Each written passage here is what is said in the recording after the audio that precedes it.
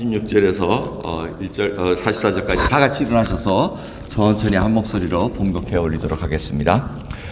그러나 그날과 그때는 아무도 모르나니 하늘의 천사들도 아들도 모르고 오직 아버지만 아시느니라. 노아의 때와 같이 인자의 임함도 그러하리라. 홍수전에 노아가 방주에 들어가던 날까지 사람들이 먹고 마시고 장가들고 시집가고 있으면서 홍수가 나서 저희를 다 멸하기까지 깨닫지 못하였으니 인자의 임함도 이와 같으리라. 그때 두 사람이 밭에 있음에 하나는 데려감을 당하고 하나는 버려둠을 당할 것이요 두 여자가 매를 갈고 있음에 하나는 데려감을 당하고 하나는 버려둠을 당할 것이니라. 그러므로 깨어 있으라. 어느 날에 너희 주가 임할는지 너희가 알지 못함이니라. 너희도 아는 바니 만일 집주인이 도적이 어느 경점에 올 줄을 알았다면 깨어 있어 그 집을 뚫지 못하게 하였으리라. 이러므로 너희도 예비하고 있으라. 생각지 않은 때에 인자가 오리라. 아멘. 자리에 앉으시겠습니다. 예수님께서 돌아가시기 전에 천국으로 이렇게 다시 승천하시기 전에 저희들에게 말씀을 많이 하셨습니다. 근데 다시 오신다는 약속을 하시면서 그 징조들을 얘기합니다. 그래서 인자의 오심 하면은 예수 그리스도의 재림을 뜻하고 있습니다. 그래서 예수님의 재림은 바로 세상의 종말을 얘기하고 마지막 심판을 의미합니다. 우리가 그 길을 향해서 달려가고 있다는 거, 여러분, 우리가 때로는 잊을 때가 많습니다. 하루하루 먹고 살기가 힘들어서 정말 마지막이 언제인지 모르고 그냥 살아갑니다. 하지만 사실은 하나님 말씀을 보면 하나님의 말씀, 약속이 바로 이때를 위해서 지금 계속해서 흘러가는 것을 볼 수가 있습니다. 그래서 오늘 본 말씀을 통해서 그러한 징조들을 우리가 살펴보겠습니다. 그런데 이 주님께서 언제 오시냐? 이 재림의 때는 오직 아버지만 아신다는 겁니다. 하늘의 천사들 모르고 아들도 모른다고 얘기하시면서 오직 아버지만 아시니라. 그만큼 이거는 비밀로 되어 있다는 겁니다. 그래서 주님께서 마지막 심판주로 오실 그날은 누구도 모릅니다. 그래서 자꾸 그 시간과 때를 알라고 애쓰는 것이 아니라 그 징조를 보시면서 하나님께서 지금 이 마지막 때가 올 때가 됐구나 하고 알려주는 겁니다. 그래서 이 아버지만 아신다는 건 벌써 요한복음 공부할 때 몇 번 강조를 했습니다. 이 신랑과 신부에 관한 얘기입니다. 그래서 유대 지방에 신랑 아버지가 어토리티를 갖고 있습니다. 그래서 집을 만듭니다. 아들이 장가를 가게 되면은 이제 며느리 맞이할 집을 준비해야 됩니다. 방을 준비하면서 아버지가 다 준비됐다 그러고 신랑을 보내면 그때가 바로 신부를 데리고 오는 날입니다.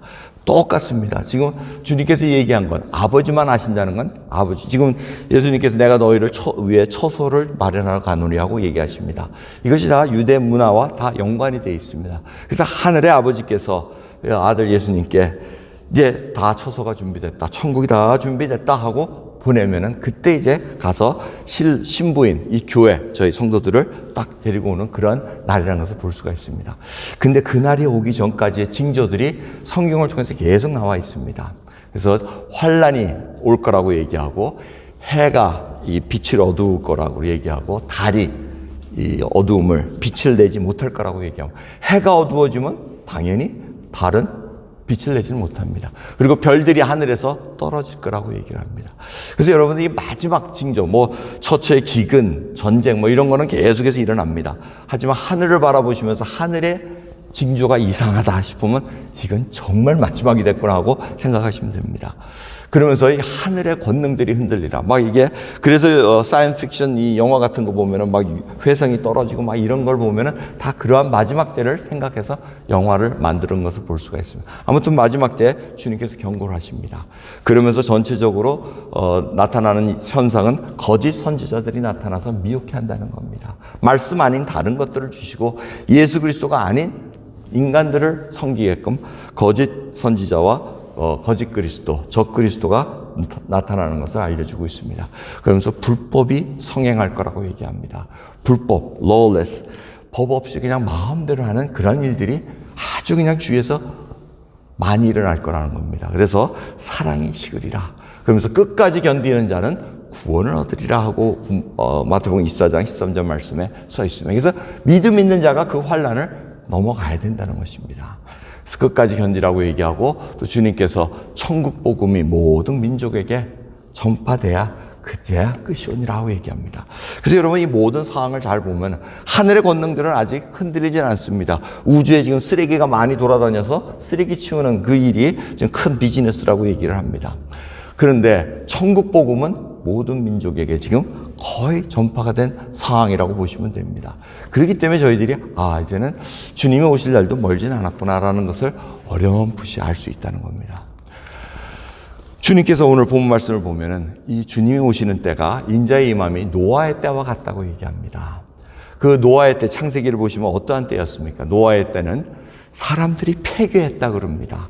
폐괴했다는 것은 부서지고 무너졌다는 겁니다. 인간관계도 다 무너지고 모든 것들이 다 그냥 부서지고 제대로 서 있는 것이 없는 상황이었습니다. 그리고 강포가 충만했다고 얘기합니다. 강포하다는 것은 포악하고 우악하고 사나웠다는 겁니다. 그것이 노아 홍수 때의 그 상황이었습니다.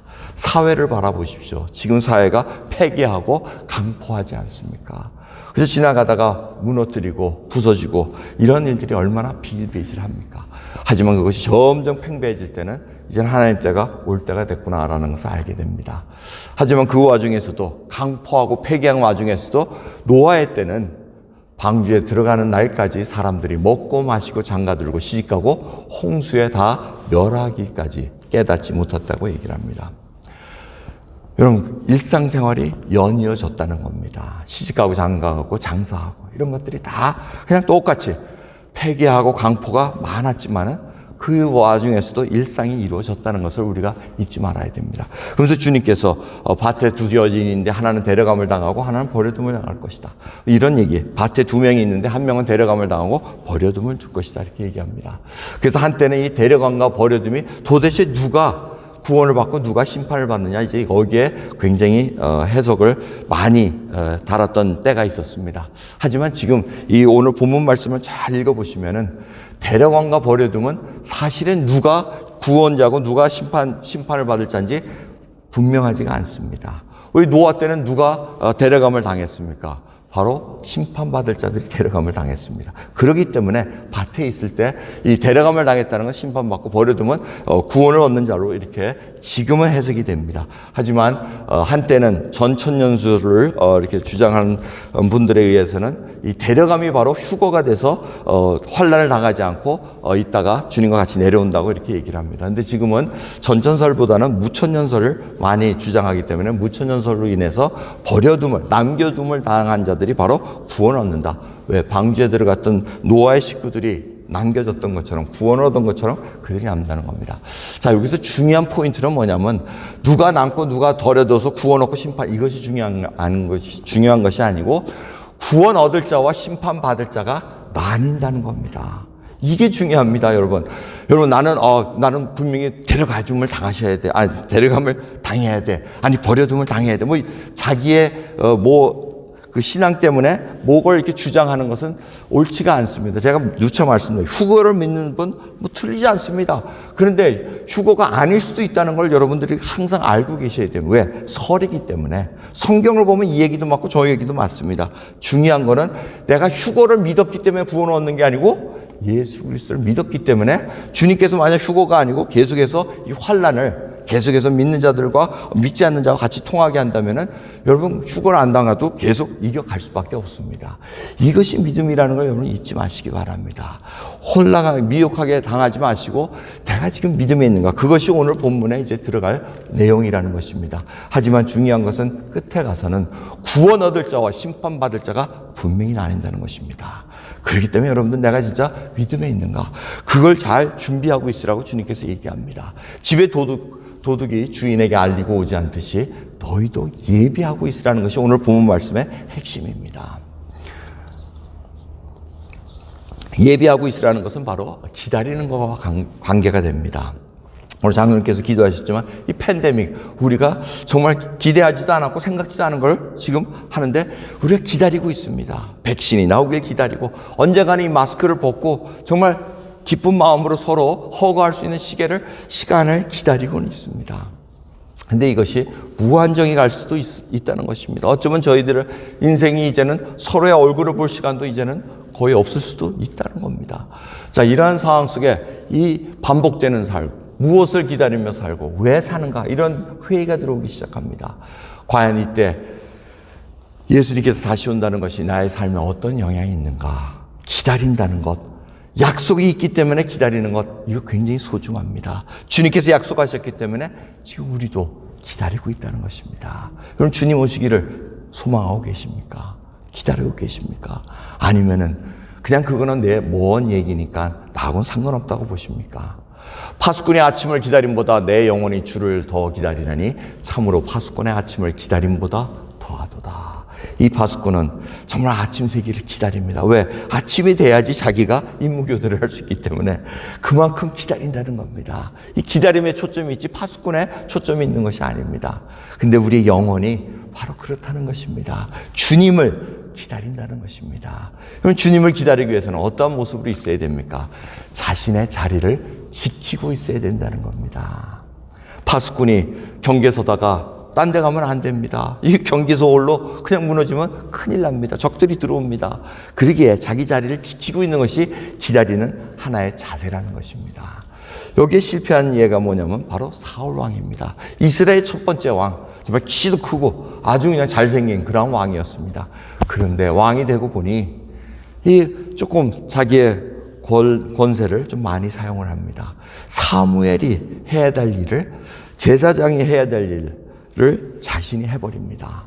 사울이 사무엘의 정한 기한대로 이레를 기다리되 사무엘이 길갈로 오지 아니하매 백성이 사울에게서 흩어지는지라 사울이 가로되 번제와 화목제물을 이리로 가져오라 하여 번제를 드렸더니 드리자마자 사무엘이 나타납니다. 이 일 때문에 지금 하나님께서 굉장히 이 사울 왕을 버릴 생각을 하신 것을 알려주고 있습니다. 이 얘기는 뭡니까? 왕이 해야 될 일과 선지자가 할 일, 제사장이 할 일이 따로 다 있었다는 겁니다. 하지만 사울 왕 자기가 보기에 급했다는 겁니다. 지금 자꾸 백성들은 도망가려고 그러고 적들은 앞에 있고 제사는 드려야 되겠고 그런데 제사장은 오질 않고 이런 관계 속에서 자기가 왕으로 그냥 월권을 해서 해버립니다. 하나님 그걸 원하시진 않습니다. 기다리라는 얘기입니다. 여러분 진득하게 기다릴 수가 있습니까? 자기 자리를 지킬 수가 있습니까? 그럼 하나님께서 자기 자리를 지키면서 충성한 자는 하나님께서 뭐라 그러지 않습니다. 근데 자기 지키지 않고 월권을 해가지고 남의 거 간섭해가면서 사는 것 하나님 분명히 책망하실 것입니다. 여러분 그러기에 이 과정은, 기다림의 과정은 바로 신뢰를 쌓는 것입니다. 내가 하나님을 얼마나 신뢰하고 기다리고 있는가. 파수꾼이 교대할 사람이 올 것을 알기에 아침을 기다립니다. 오지 않더라도 올 때까지 기다리는 것이 바로 자기 직분을 잘 감당한다는 것입니다. 이 신뢰는 남이 보지 않아도, 알아주지 않아도 자신의 일을 감당하는 것을 뜻합니다. 그래서 예비하고 있으라는 얘기는 하나님께서 맡겨준 일, 하나님께서 맡겨준 그 하나하나의 목적 있는 이 삶을 하나님께서 충성되게 보라는 겁니다. 여러분 그러기에 남으로부터 칭송받는 거, 그걸 위해서 일할 수도 있습니다. 근데 눈 가리고 아웅하는 그 일은 하지 말아달라는 겁니다. 그래야 자기 자신을, 자리를 지키고 있어야 된다는 것입니다. 그러면서 이 기다리는 하나님께서도 기다리고 계시다는 겁니다. 이사야서 30장 18절을 보시면 이 말씀이 있습니다. 그러나 여호와께서 기다리시나니 이는 너에게 은혜를 베풀려 하시며 일어나시리니 이는 너희를 긍휼히 여기려 하심이라. 대저 여호와는 공의의 하나님이시라. 무릇 그를 기다린 자는 복이 있도다. 보통은 아멘 해야 되는데 또 아멘 안 하시네. 복 싫어하세요? 기다리는 자에게 복이 있다 그러지 않습니까? 여러분 하나님께서 기다리신다고 얘기합니다. 왜? 하나님께서 약속. 이 전체 구조를 보시면, 컨텍스트를 보시면 이 포로된 이스라엘 백성들을 불러오겠다는 겁니다. 그리고 하나님 그때를 기다리고 계시다는 겁니다. 이 백성들이 포로가 돼서 풀려나올 때 그때 하나님을 찾고 오는 그 시간을 기다리고 계시다는 겁니다. 여러분 하나님께서도 지금 기다리고 계십니다. 재림하실 그 시간을 지금 쫙 흘러가고 있을 때 우리로 하여금 무엇을 원하십니까? 하나님의 관계, 하나님과의 관계가 얼마나 견고한가, 그걸 지금 기다리고 계시면서 관계를 쌓아나가고 있는 과정입니다.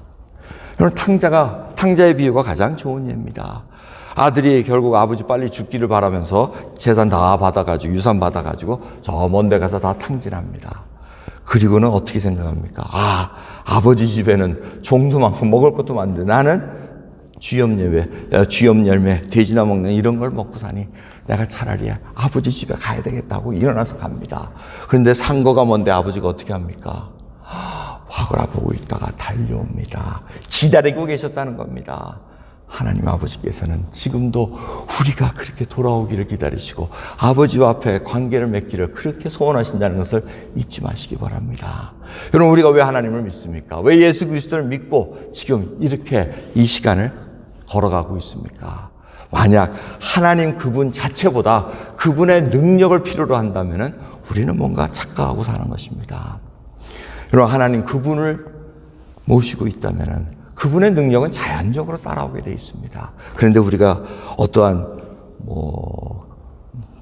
건강이 제일 크죠. 건강, 그 다음에 돈, 물질, 그 다음에 자녀들 잘 되는 거, 이거 하나하나가 다 하나님의 능력을 바라는 겁니다. 근데 능력 그게 중요한 게 아니고 능력 주시는 하나님이 중요하다는 걸 여러분 잊지 마시기 바랍니다. 하나님을, 우리 주 예수 그리스도를 지금 소유하고 계십니까? 하나님께서 소유한 자로서 지금 살아가고 있느냐? 그것이 바로 관건이라는 겁니다. 여러분, 하나님을 향한 야곱의 신뢰를 한번 살펴볼 필요가 있습니다. 야곱이 얼마나 자신이 있었으면 자기가 죽는 순간 축복하는 기도 제목이 요셉을 향해서 기도하는 장면이 창세기 49장 26절에 나와 있습니다. 근데 요셉을 향해서 기도하면서 야, 너는 정말 힘이 좋고 이런 얘기 쭉 합니다. 그러면서 26절을 보시면은 내 아비의 축복이, 그러니까 야곱 자신을 얘기합니다. 내 아비의 축복이 내 부여조의 축복, 내 손조의 축복보다 나아서 영원한 산이 한없음같이 이 축복이 요셉의 머리로 돌아오며 그 형제 중 뛰어난 자의 정수리로 돌아오리라. 그만큼 자기가, 이 축복은 복을 주는 게 아니고 복을 비는 겁니다. 하나님께 복을 비는 겁니다, 지금 야곱이.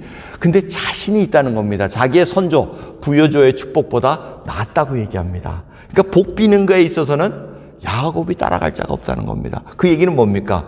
야곱이 하나님께 복을 빌 수 있는 그 길을 안다는 겁니다. 그만큼 관계가 엄청나다는 겁니다. 그런데 야곱이 어떤 자입니까? 속이는 자입니다. 일생을 보면은 전부 다 사기꾼 삶이었습니다. 그래가지고 형 장자권도 속여서 팔고, 속여서 갖고 오고, 여러 가지 다 속임수로 해가지고 살아왔는데, 그때마다 하나님께서 나타나시고, 하나님께서 붙들어 주십니다. 그래서 베델, 여기 하나님 계시네. 베델이라고 이름 짓습니다. 가다가 야복강가에서 그렇게 천사와 싸우면서 내가 하나님 봤다 하고 분이해. 이런 얘기들이 쭉 나옵니다. 근데 왜 야곱이 이러한 얘기가 나와? 인생이 전부 다 엉망진창인 인생이었으나 하나님께서 나를 붙잡고 있다는, 하나님의 은혜와 자비가 나를 붙잡고 있다는 것을 놓칠 수가 없다는 겁니다. 그것을 알았기 때문에 내가 아브라함보다, 이삭보다 더 축복에 대해서는 내가 강하다고 얘기하는 겁니다. 여러분 누구보다도 축복에만큼만 강하십니까? 저한테 기도 제목을 많이 부탁 안 하는 거 보니까 제가 축복할 수 있는 그게 별로 없어서 그런 것 같아요. 그래서 때로는 씁쓸하기도 합니다. 하지만 기도 없으니까 그냥 사는 거지 말고 이렇게 삽니다. 기도 많이 받는 분들은 왜 기도 부탁하는지 아시죠? 저분은 야곱같이 축복에 뭔가 으뜸되는 길을 아나 보다. 이게 알아서 가는 겁니다. 자, 여러분, 정말 왜 하나님은 우리의 기도를, 우리의 복을 빌어주는 이 기도를 들어주십니까? 자녀이기 때문에 그렇다는 겁니다. 자녀이기 때문에. 그걸 놓치지 마시기 바랍니다. 종으로서는 주인한테 구하고 하면은 이게 안 됩니다. 그런데 자식이 뭐를 해달라면은 다리 아프신데도 불구하고 해주시죠. 먹을 거야. 자녀 해주고. 애니까, 아이니까 해주지 않습니까? 이게 그만큼 무섭습니다. 우리 필립이 지금 땡스기빙이라고 내려왔습니다. 두 명 살다가 한 명 오니까 복잡해요. 한 명 사니까. 그런데 갑자기 있다가 제가 티를 좋아하잖아요. 마시는 티셔츠 말고 티를 좋아하는데 저 지성이가 뜬금없이 자기 티 좀 달라 그러더라고요. 아, 내 귀한 티를 왜 줘요? 근데 줘야죠. 티를 줘야죠. 주고는 또 자기 티 이거 부릉하는 그게 없대요. 그 제가 하나 좋은 거 감춰놓은 거 있거든요. 근데 그걸 어떻게 알고 달라 그랬는지 그 살 수 없이 또 꺼내가지고 그걸 또 줬어요. 왜 줬습니까? 딴 사람이 달라 그랬으면 아마 권사님이 저보고 티 하는 거 있어요. 아이, 사드세요. 이렇게 했을 거예요. 그런데 왜 줍니까? 왜 구석에 있는 걸 아끼는 걸 꺼내가지고 줍니까? 자녀이기 때문에, 자식이기 때문에. 그렇다고 뭐 윤교가 뭐 야스king 하면 안 주는 거 아니야. 너 관계가 좋으니까 달라는 거 줘. 근데 꼭 내가 좋아하는 걸 달라 그러진 않기 때문에 주지는 못하는데. 아무튼 자녀이기 때문에 준다는 거. 이 핵심을 잊지 마시기 바랍니다. 여러분, 정말 하나님 지금 다시 오신다고 얘기하시는데 그 다시 오심은 우리로 하여금 그 신뢰 관계를 막 경고케 해서 이제는 데려감을 당하든 남겨둠을 당하든 doesn't matter. 하나님을 믿는 자는 이 환난 속에서도 하나님이 나와 함께 하심으로 말미암아 사자굴에 들어가든 풀무불에 들어가서 주님께서 나를 보호하신 이 믿음으로 가야 됩니다. 그러게 다니엘의 그 세 친구 그리 아니하실지라도 얼마나 멋있는 스테이트먼입니까? 정말 하나님께서 나를 불구덩에서 안 구해 주셔더라도 나 우상 믿고 살 수는 없습니다.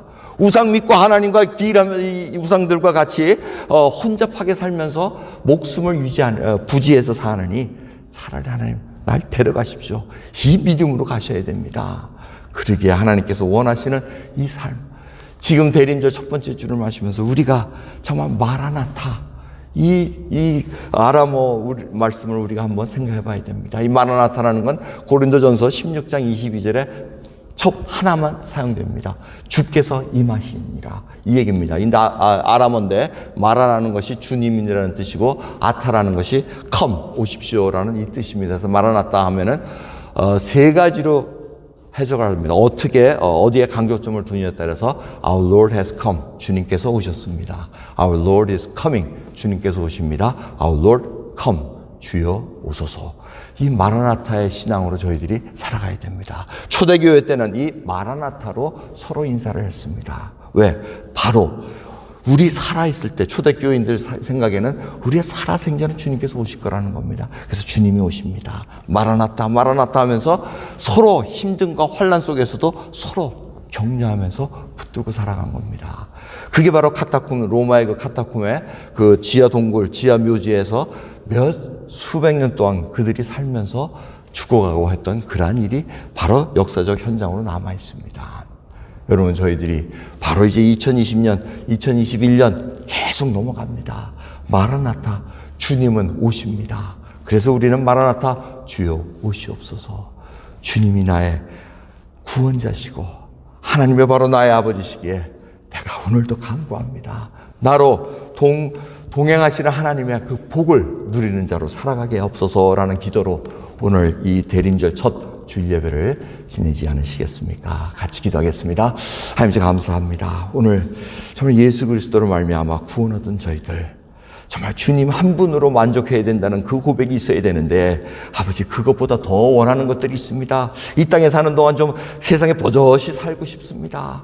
정말 건강하게, 또 돈도 많고 권세도 많고 뭐 이런 걸로 저희들이 주님을 믿는다면은 아버지, 오늘 대림절 이 첫 번째 주일을 얘기해서 다시 한번 얼라이먼트 하기를 원합니다. 예수 그리스도 한 분으로 족하다는 그 고백으로 아버지 이 시간을 시작하게 해주시옵소서. 그래야 진정한 믿음 있는 자로 하나님의 자녀로서 살아갈 수 있도록 은혜 베풀어 주옵소서. 감사드리며 우리 예수 그리스도의 이름으로 기도드리옵나이다. 아멘.